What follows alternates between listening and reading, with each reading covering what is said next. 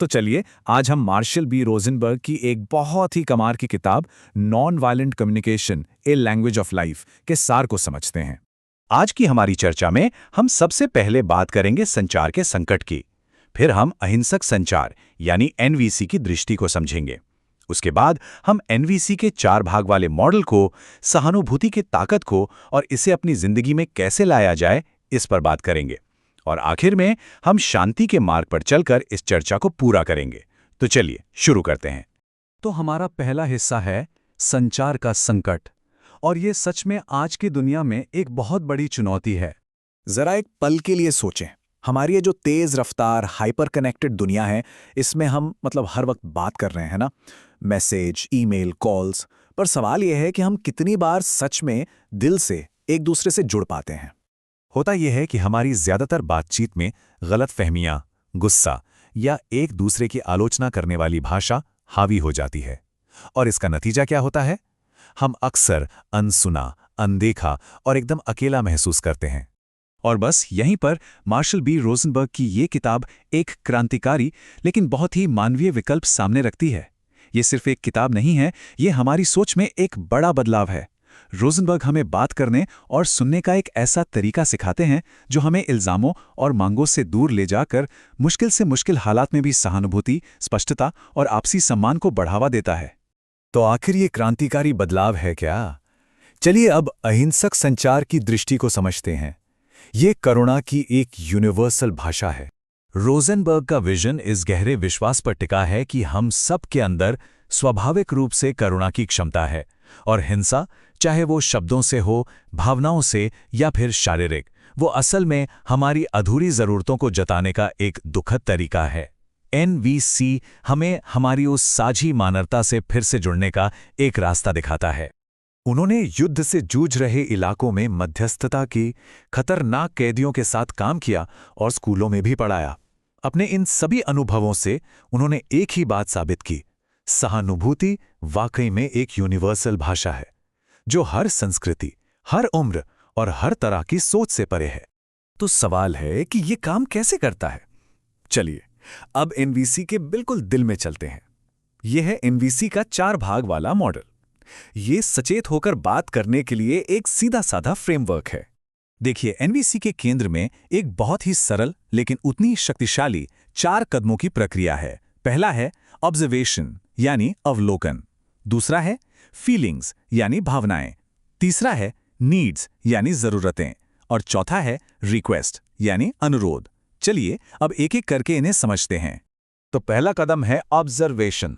यहां हम बिना कोई फैसला सुनाए, बिना किसी तरह का विश्लेषण किए, सिर्फ ये बताते हैं कि हमने असल में क्या देखा या सुना। इससे होता यह है कि सामने वाला तुरंत डिफेंसिव नहीं होता। उदाहरण के लिए, ये कहने के बजाय कि तुम बहुत लापरवाह हो, जो कि सीधा सीधा एक इल्जाम है, हम कह सकते हैं, जब मैंने तुम्हें बर्तन सिंक में छोड़ते हुए देखा, देखिए कितना बड़ा फर्क है। एक है आरोप और दूसरा सिर्फ एक तथ्य। अब दूसरा कदम भावनाएं। जो हमने देखा, उसके बाद हमारी असली भावनात्मक प्रतिक्रिया क्या है, उसे पहचानना और उसे व्यक्त करना। जैसे मुझे चिढ़ हो रही है या मुझे बेचैनी महसूस हो रही है। रोजनबर्ग इस बात पर बहुत जोर देते हैं कि सच्ची भावनाएं हमारे शरीर की संवेदनाएं और भावनात्मक अवस्थाएं हैं, हमारे विचार नहीं। मतलब ये कहना कि मुझे लगता है कि तुम मुझे नजरअंदाज कर रहे हो, ये एक विचार है, भावना नहीं है। और ये हमें तीसरे और सबसे जरूरी कदम पर लाता है, जरूरतें। हमारी जो भावनाएं हैं वो असल में हमारी जरूरतों की तरफ इशारा करती हैं, और ये जरूरतें यूनिवर्सल हैं। हम सभी को सुरक्षा, प्यार, सम्मान और समझ की जरूरत होती है।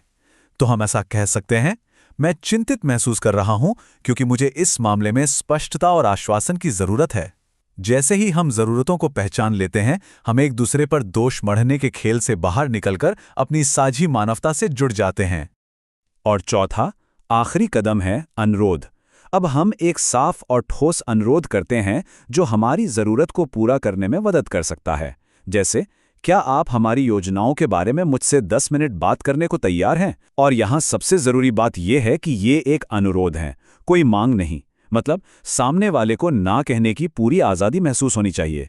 यही खुलापन असल में विश्वास और सहयोग की नींव रखता है। अच्छा, अब इस पूरे मॉडल के पीछे जो असली ताकत है, उस पर आते हैं। और वो है सहानुभूति की शक्ति। इसका मतलब है समझने के लिए सुनना, ना कि सलाह देने या किसी को ठीक करने के लिए। एनवीसी में सहानुभूति का मतलब किसी की प्रॉब्लम को ठीक करना या सलाह देना बिल्कुल नहीं है।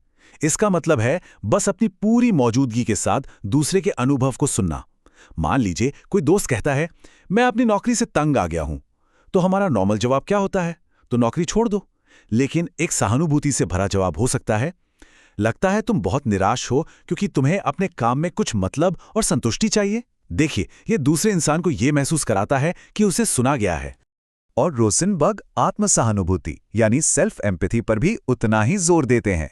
इसका मतलब है खुद की भावनाओं और जरूरतों को समझने के लिए अपने अंदर झांकने की प्रैक्टिस। जब हम खुद परेशान हों या गुस्से में हों तो ये बहुत जरूरी हो जाता है। खुद से कहना कि मैं निराश महसूस कर रहा हूं क्योंकि मुझे अपने प्रयासों के लिए सराहना की जरूरत है। आत्म-सहानुभूति हमें मुश्किल समय में भी शांत और दयालु बने रहने में मदद करती है। तो यहाँ ये समझना बहुत जरूरी है कि एनवीसी सिर्फ बातचीत करने की कोई टेक्निक नहीं है, ये उससे कहीं बढ़कर है। जीवन में एनवीसी तकनीक से परे है।